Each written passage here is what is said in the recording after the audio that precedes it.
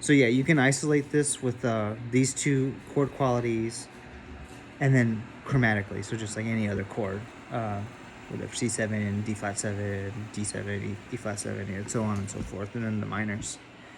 Now, I presented this, and it's like, okay, that's an exercise. Like how? Okay, like does that just exist as an exercise? Can we apply it to real music, or like what's the deal? So I'm gonna try to play this now, going through a blues progression in C, and this is trumpet talk here, C.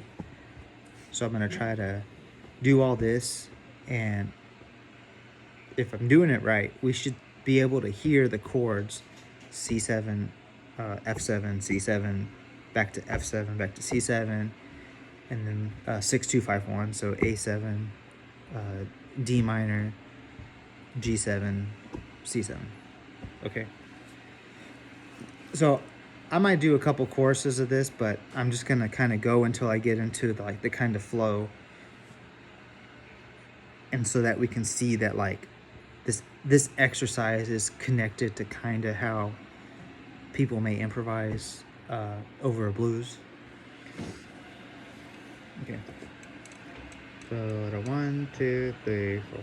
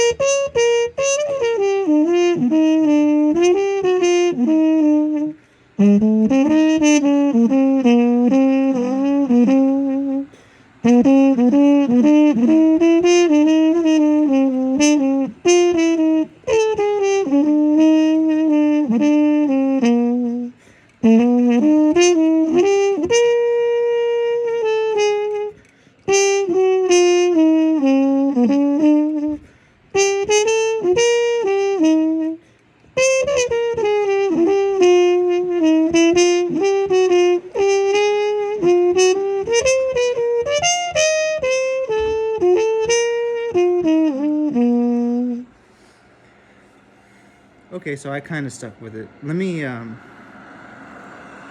try it again, and I'm gonna do like only eighth notes. I'm gonna try it, and it's not gonna sound ideal, but I'm just gonna only stick to the exercise eighth notes of dee da dee dee da dee dee da dee da dee, that thing. So let me try it again. Okay, 1, 2, 3, 4.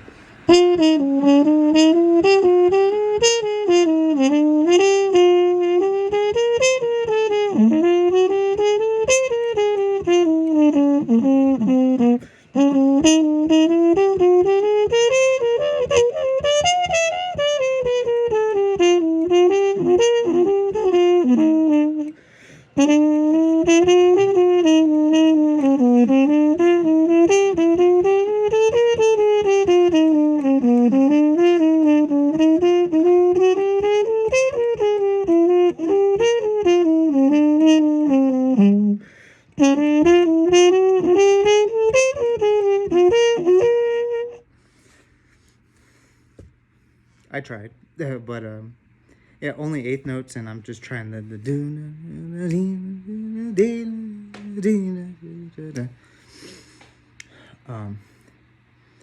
and kind of the whole idea of this. Yes, I'm talking about hitting beats, but the whole idea of it is like you craft ideas, and then there's a point where you're going for a goal note, but you may realize if I just like diatonically keep going to this goal note, I may not hit the goal note in the time I want.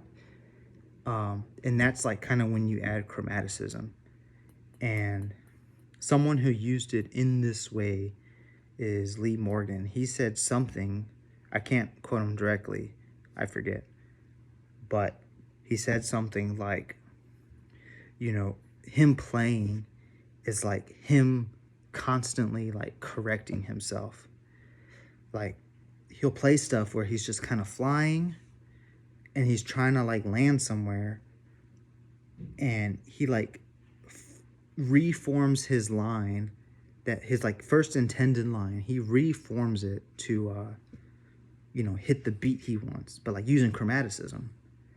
I could play an example of this.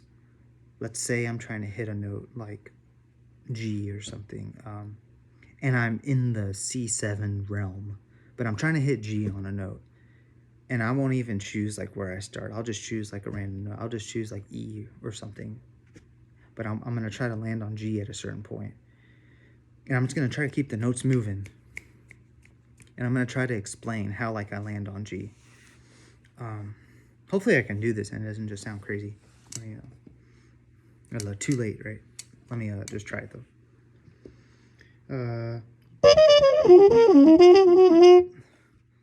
So that's exactly where I wanted to land on G. I thought I'd get there earlier, so then, but like I changed it. So I was like, do da da da da. I wanted to go like do da da da da da da, but like I couldn't get into my mind, so I was like do da da da da da da da da. But that's how I did it. Like, so I guess the approach note was like, if we're talking about C7, G is the 5. So I approached the 5 from above. Yeah, so, I mean, let me try something again.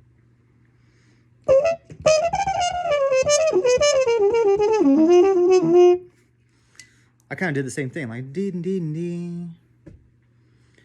But I knew like the shape I wanted. I kind of wanted like a start kind of middle high, go up, and then like end on G. Maybe I could try something from below and try to land on G.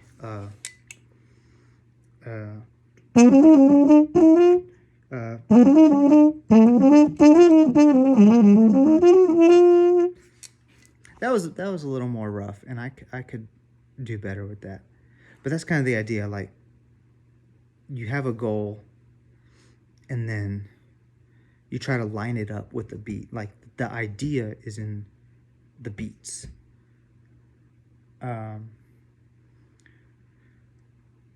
So I kind of did it. I kind of halfway did it with eighth notes, kind of, sort of, and then I did it more strict with eighth notes.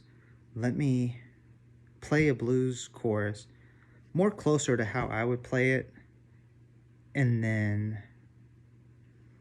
there's gonna be a point where I'm gonna like try to make a beat, and then like I'm gonna do something to kind of set it on a beat I actually want. I'm gonna use some of these chromaticism, and I'm gonna try to recognize it and stop, and then explain what's happening.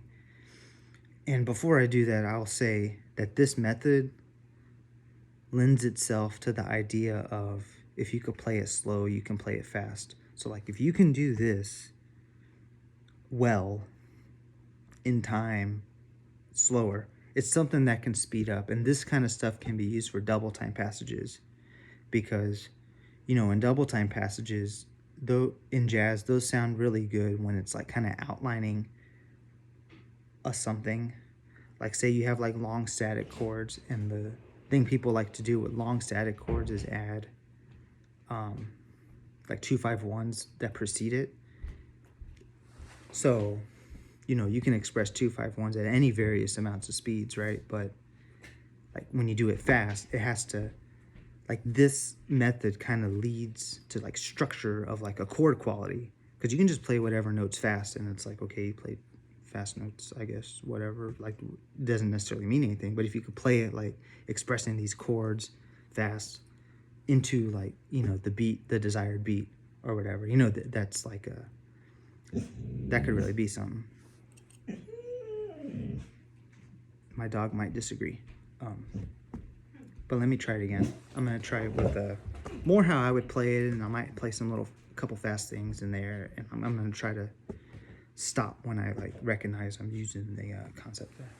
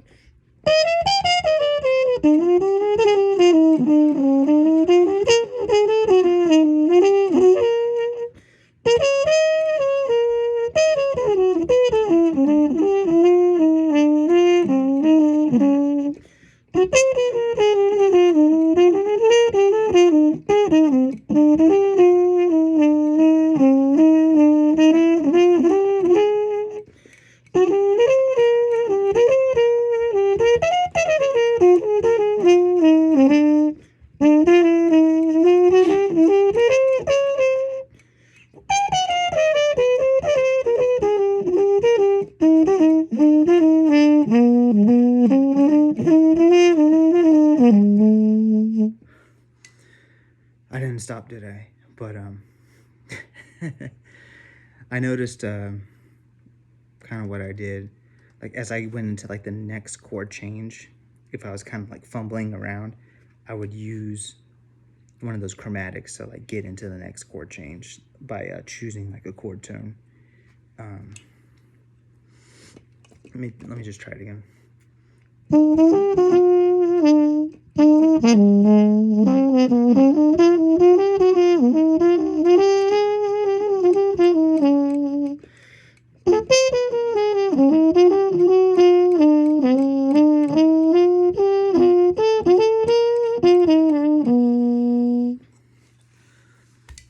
I'm just gonna go ahead and stop right there. I hope you got something out of that. If you have more questions about that, you can ask me, and I can help find recordings that show this kind of concept. But you know, bottom line is, you know, solos you find interesting, and you know, you should pick apart solos you find interesting and see what you can get out of those. A lot of how I think about things obviously comes from things I find interesting. So, you know, you may have listened to this and it's that, you know, like my solo I played, it's like, oh well, that didn't even sound good, so why would I listen to any of this? And that's valid, you know, you can think that obviously, and but these are the couple things that helped me, and I just wanted to share, and I hope it helps you. Okay, so thanks for listening. I hope you all have a good day. Bye.